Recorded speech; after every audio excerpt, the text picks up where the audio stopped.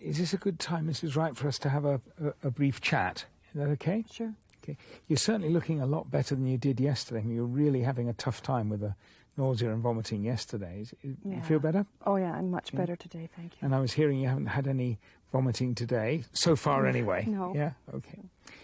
I think this might be a good time to talk about where we are and how things are going. And I'd like to go on with that.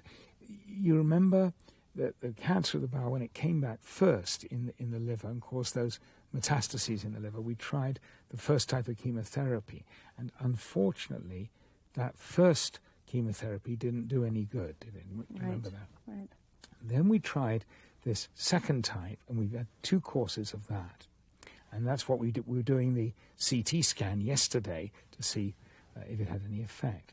Now, first of all, how does it feel to you? I mean, how do you feel things are going?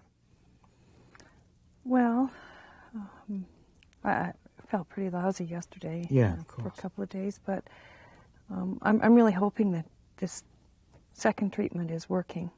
Yes, you're hoping that the treatment's working. Has it made you feel better anyway, like more energy or less nausea or less discomfort in the abdomen? Or Not really. Nothing I've noticed. Okay. Is it okay then if I tell you the results of the CT scan that we did yesterday? Shall I go ahead and tell you? Oh, okay. We also, like you, were hoping that it would show that there was at least some control on the cancer by the second type of chemotherapy. But I'm sorry to say that unfortunately the CT scan we did shows that the liver metastases are actually a bit worse. They've progressed. And this second type of chemotherapy, just like the first, I'm sorry to say, has not had any effect on the cancer process. It hasn't worked, in other words. So what do we do from here? What we do from here is very important. And this is tough, but in this situation, with a cancer of the bowel being resistant to 2 different types of chemotherapy, there isn't any benefit from trying a third type of chemotherapy or treatment against the cancer process. It will not be effective. But you can't just quit. You can't just give up. I'm certainly not going to give up on you, but tell me what's going through your mind when you say, we can't give up. What's going through your mind? Well, I can't just quit. I can't handle this. I can't just say, okay, this is it, it's all over, and just sit back and do nothing. And I understand what you're saying. There are 2 very different things.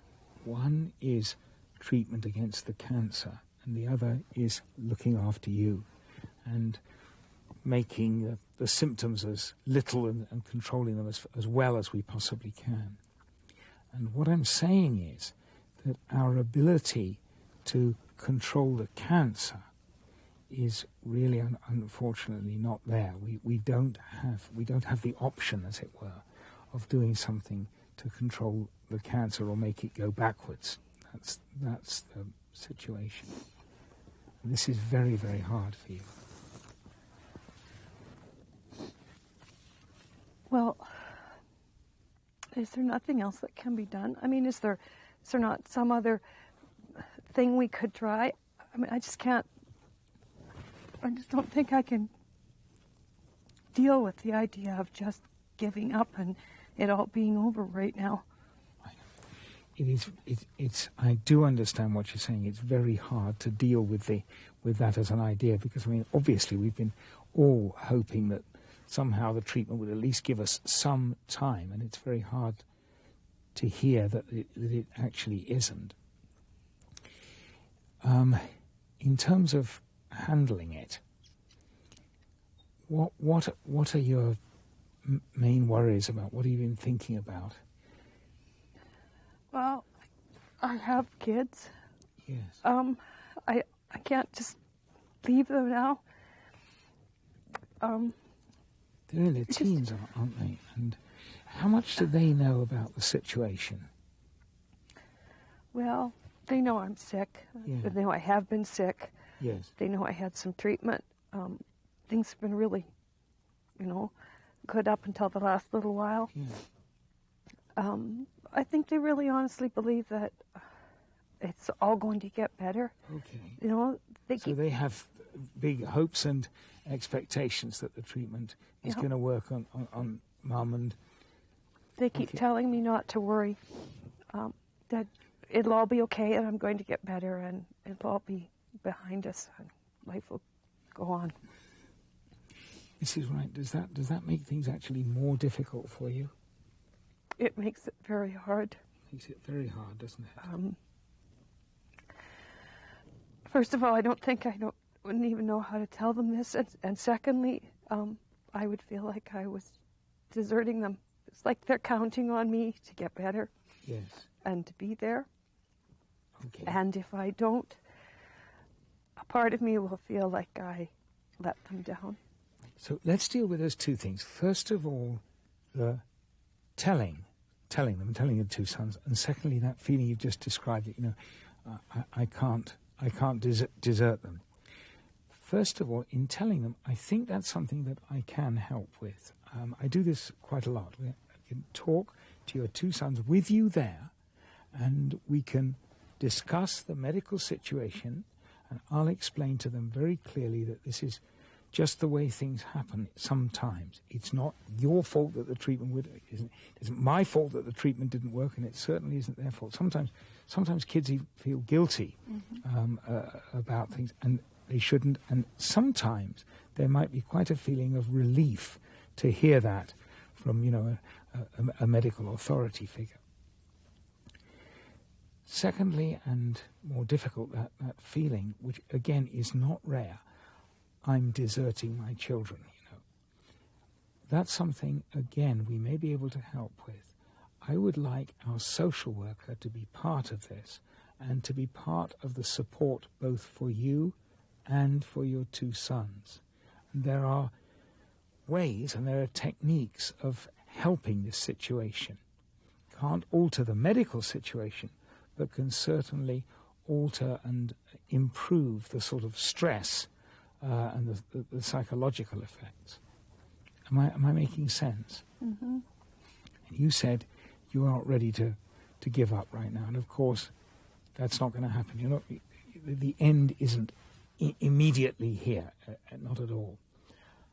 I'm going to stay your doctor. You're not going to be deserted by me any more than you're going to desert your two sons.